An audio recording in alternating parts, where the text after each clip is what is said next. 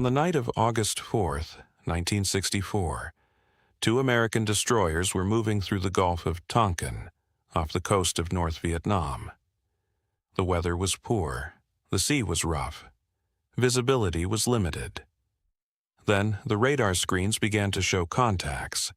The crews believed that North Vietnamese torpedo boats were approaching.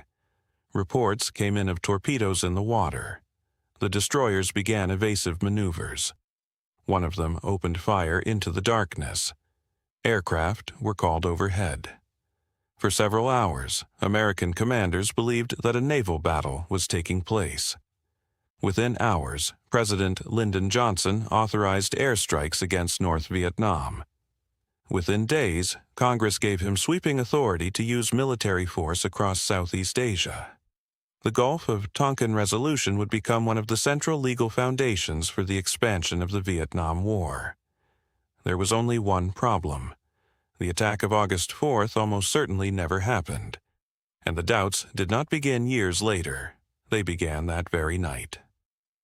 To understand how the United States reached that point, we have to go back several days and look at what American ships were doing near North Vietnam before the supposed attack. By the summer of 1964, the United States was already deeply involved in Vietnam.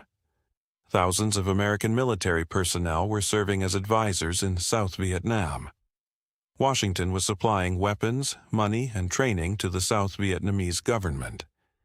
But American combat forces had not yet entered the war on the scale that would come the following year. At the same time, another, much less visible campaign was underway. South Vietnamese forces, with American support, were conducting covert maritime operations against North Vietnam under a program known as Plan 34A. Fast boats raided coastal installations, shelled targets, and carried out intelligence missions. Separately, the United States Navy was running what were called De Soto patrols. American destroyers sailed close to communist coastlines in international waters, while specially equipped personnel collected electronic and communications intelligence. The two programs were administratively separate, but to the North Vietnamese watching events along their own coast, that distinction was not necessarily obvious. And at the end of July 1964, the two operations came dangerously close together. During the night of July 30th to July 31st, Plan 34A boats attacked the North Vietnamese island of Han My. The following morning, the American destroyer USS Maddox was moving toward its own patrol area when its commander observed the raiding boats heading south. There is no evidence that Maddox had participated in the raid. According to later intelligence records, the destroyer apparently had not even been informed of the specific Plan 34A operation. But North Vietnam was watching the American ship closely. On August 1st, North Vietnamese naval communications reflected continued tracking of Maddox. By the next day, the situation had become much more dangerous. On August 2nd, Maddox was operating off the North Vietnamese coast when three Soviet-built North Vietnamese P-4 torpedo boats began approaching. This attack was real. American signals intelligence had already picked up indications that an attack might be coming. Maddox turned away from the coast and increased speed. As the boats continued closing the distance, the destroyer went to general quarters and requested air support from the aircraft carrier USS Ticonderoga. At approximately 3 p.m. local time, Maddox fired 3 warning rounds. The boats continued their approach. What followed was a short but genuine naval engagement. Maddox opened fire with its guns. The North Vietnamese boats launched torpedoes and fired machine guns.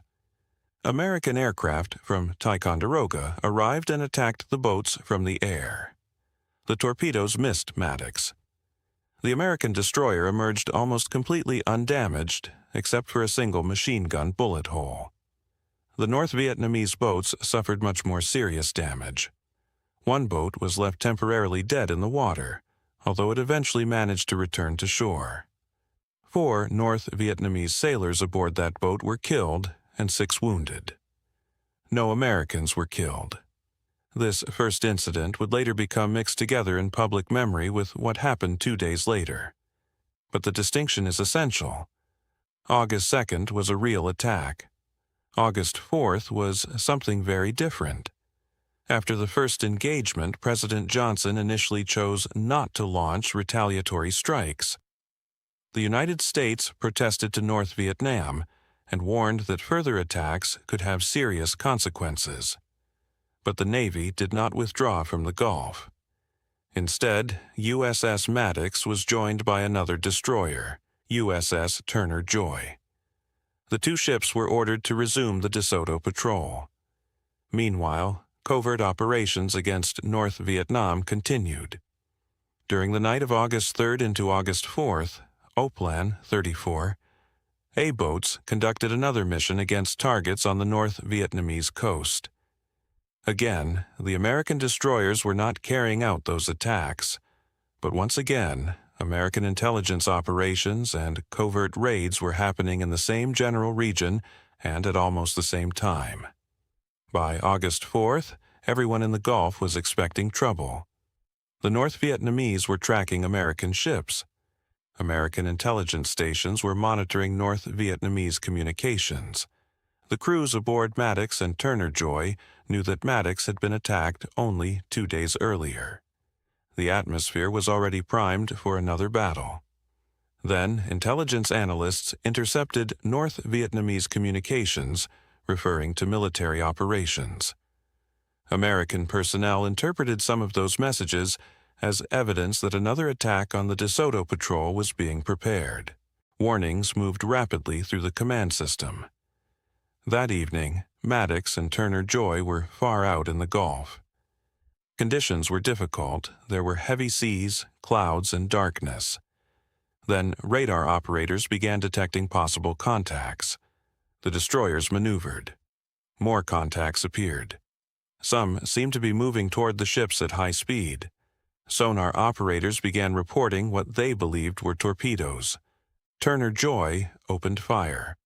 For the men aboard the ships, there was every reason to believe that they might be under attack. But almost immediately the picture began to fall apart. No North Vietnamese boat was positively identified visually. Aircraft flying above the destroyers could not confirm the supposed attackers. Radar contacts appeared and disappeared. Some moved at speeds that did not make sense for the North Vietnamese boats known to operate in the area. And the sonar reports became increasingly unreliable. The destroyers were maneuvering aggressively at high speed. Their own propellers and rudders were disturbing the water. Those disturbances could create sonar effects that sounded like incoming torpedoes. Each evasive turn could produce another suspicious return, and each suspicious return could cause another evasive turn. The ships were, in effect, generating some of the signals that convinced their crews they were under attack. Captain John Herrick, the officer commanding the DeSoto patrol, began to doubt what his own ships were reporting. Within roughly an hour of the end of the supposed engagement, he sent a message warning that much of the action was questionable. He suggested that strange weather effects, overly alert sonar operators, and the complete absence of visual sightings might explain many of the reported contacts. A later message emphasized that Maddox had never positively identified an enemy boat. This was not a doubt discovered by historians decades later. It was being transmitted through the American command system while Washington was deciding how to respond. And this is the point where the Gulf of Tonkin story becomes much more important than a confused night at sea, because Washington was receiving two different pictures at the same time. One picture said American warships had been attacked again. The other said the supposed battle might never have occurred. The Johnson administration wanted confirmation, but it also wanted to act quickly. By the afternoon of August 4th in Washington, President Johnson had approved retaliatory airstrikes against North Vietnamese naval facilities. At a National Security Council meeting that evening, CIA Director John McCone offered an interpretation that is striking in retrospect. He argued that the North Vietnamese were reacting defensively to American-supported attacks on their offshore islands. Another official asked a more basic question. Did the United States actually know that the second attack had happened? Secretary of Defense Robert McNamara responded that the government expected to know definitely by the following morning. But the decision to retaliate had already been made. What appeared to provide the strongest confirmation came from signals intelligence. The National Security Agency had intercepted North Vietnamese naval communications. Some appeared to describe preparations for an attack. Another was interpreted as an after-action report describing the results of a battle. To officials in Washington, that seemed to settle the question. But decades later, when the full intelligence record was examined, the picture changed dramatically. An internal NSA historical study concluded that there had been no North Vietnamese attack on the night of August 4th. The study found that North Vietnamese naval forces were largely occupied with recovering and repairing boats damaged during the real battle 2 days earlier. Messages that had been interpreted as evidence of a new attack were misunderstood, mistranslated, or taken out of context. Even more seriously, the NSA study found that the overwhelming majority of relevant signals intelligence was left out of reports produced after the incident. Information supporting the theory of an attack was emphasized. Information contradicting it was not. The study did not describe this as a vast conspiracy in which officials fabricated an entire battle from nothing. The reality was more complicated. Sailors at sea genuinely believed they might be under attack. Radar and sonar operators reported what they thought they were seeing and hearing. Intelligence analysts interpreted ambiguous communications through the lens of an attack that had really happened only 2 days earlier. But once that interpretation took hold, evidence began to be selected to support it. Contradictory information received much less attention. The result was certainty where the evidence did not justify certainty. And this is where declassified records become more valuable than the mythology that later grows around an event.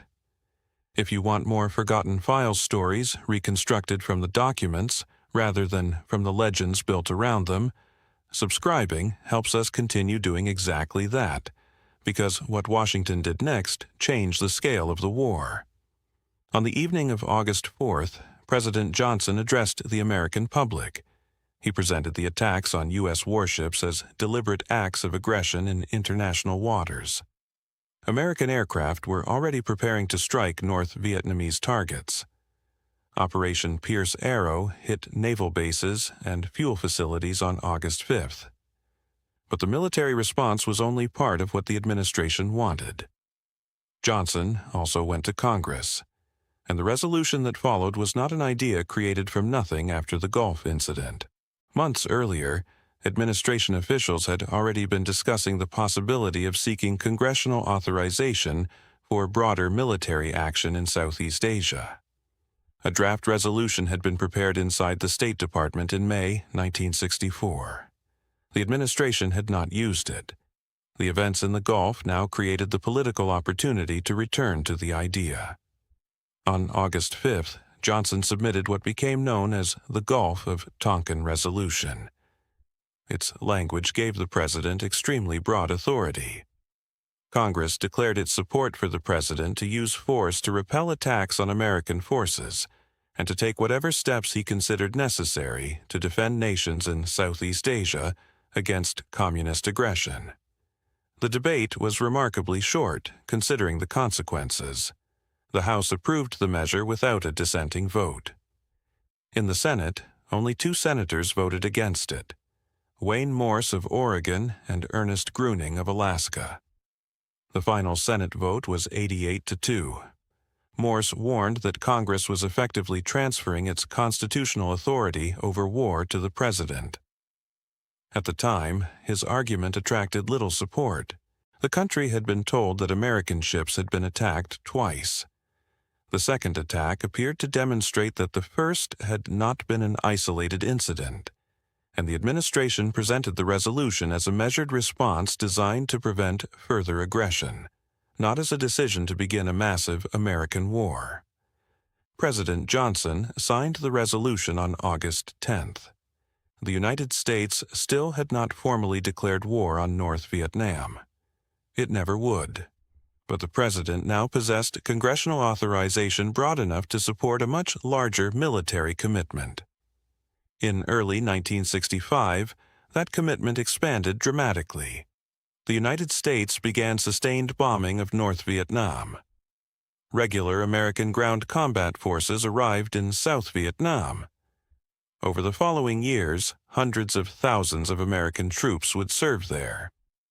The Gulf of Tonkin resolution became one of the main legal foundations used by both the Johnson and Nixon administrations to conduct the war. And as the war grew, questions about the events that produced that authority became harder to ignore. Senator J. William Fulbright had helped move the resolution rapidly through the Senate in 1964. Within a few years, he became one of the most prominent congressional critics of the war. His Foreign Relations Committee began investigating the administration's claims and the widening gap between what officials said publicly and what the government knew privately. By 1968, Fulbright openly regretted his role in passing the resolution. Congress eventually repealed it in 1971. But by then, the United States had been fighting a large-scale war in Vietnam for years. The deeper record of August 4th remained classified much longer. In 2005, the National Security Agency released a previously classified historical study based on signals intelligence from the Gulf of Tonkin. Its conclusion was unusually direct. The second attack had not occurred. The study also found that intelligence had been handled in a way that prevented senior decision-makers from receiving a complete and objective picture. That distinction matters. The evidence does not show that every sailor, intelligence officer, or government official involved in the Gulf of Tonkin deliberately invented a fake attack. The crews aboard Maddox and Turner Joy were operating at night, in difficult conditions, just 48 hours after a genuine attack. Their fear was real. Their reports were real. Their interpretation was wrong. But at the highest levels of government, something more consequential happened. Serious doubts were known before the United States publicly presented the second attack as fact. Military commanders were already questioning the radar and sonar reports. The patrol commander himself was warning that much of the evidence was doubtful. Officials discussing retaliation acknowledged that complete confirmation was still lacking. Yet the uncertainty disappeared from the public version of events. Congress and the American public were given a much simpler story. American ships had been attacked. Twice. The United States had to respond. That simplified story helped produce one of the broadest grants of military authority in modern American history. And the resolution helped open the way for a war that would eventually involve more than 500,000 American troops at its peak. The Gulf of Tonkin is often described as a story about a lie. The document suggests something more precise and perhaps more disturbing. A real attack created fear. Fear created expectations. Expectations shaped intelligence. Ambiguous information was treated as confirmation. Contradictory evidence was pushed aside. And political leaders presented uncertainty as certainty at exactly the moment when certainty was most useful. The second attack did not begin the American involvement in Vietnam. It did not create the conflict. And it was not the only reason the United States later escalated the war. But an attack that did not happen helped provide the political and legal authority for an escalation that very much did. That is what makes the Gulf of Tonkin more than a historical controversy. It is a case study in how governments make decisions under pressure, and how quickly an uncertain intelligence report can become an accepted fact when the machinery of policy has already begun to move. If you want more stories recovered from declassified documents, intelligence files, and forgotten Cold War archives, Subscribe to Forgotten Files. Because sometimes the most important part of history is not what governments knew. It is what they chose to say they knew.